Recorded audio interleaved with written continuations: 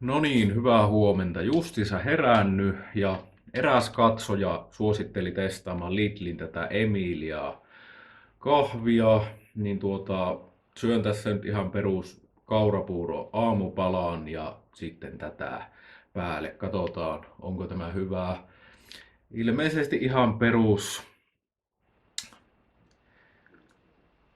No, mitäs tuo nyt tarkoittaa? Tuossa on 2 paahtoastetta.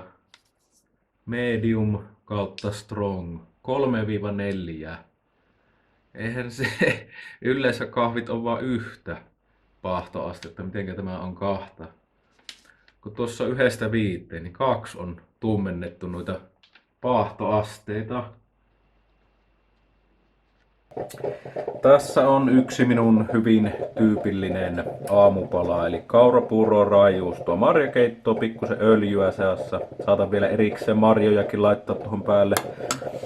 Ja sitten sieltä tulee kahvia.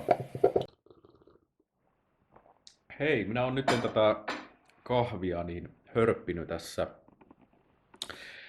tässä jonkun aikaa ja täytyy todeta, että tämä on itse asiassa yllättävän hyvä kahvi, etenkin hintaan nähden. Eli se yksi juttu varmasti, miksi tätä suositeltiin, oli se, että tämä on todella halpaa.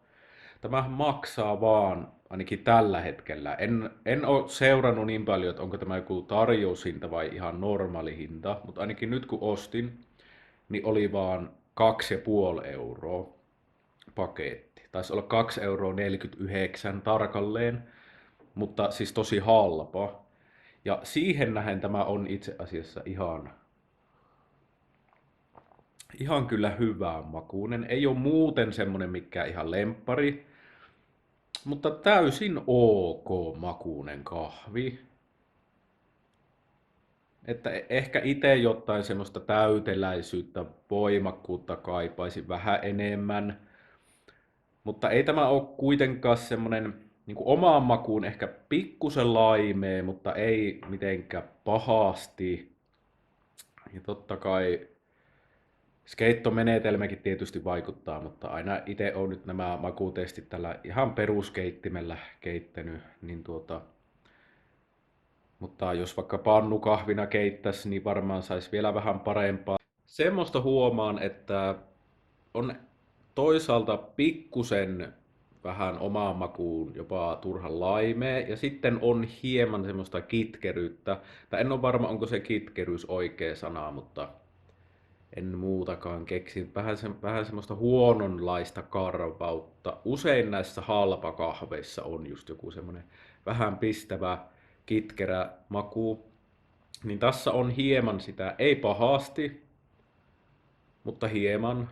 Ja sitten semmoista täyteläisyyttä kaipaisin itse enemmän. Niin ei ole tosiaan, ei ole lempparikahvi, mutta hinta-laatusuhdetta kun miettii, niin on itse asiassa ihan ok kahvi. Pisteitä annan 3/5.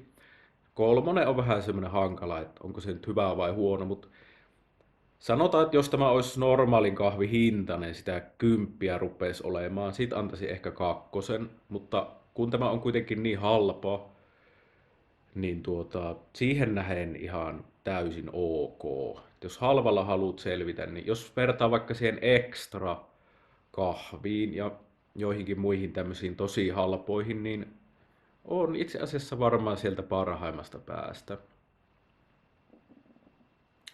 Joo, semmonen ok, ok halpa kahvi. Kiitos vinkistä, tämä oli ihan mielenkiintoinen kokeilu.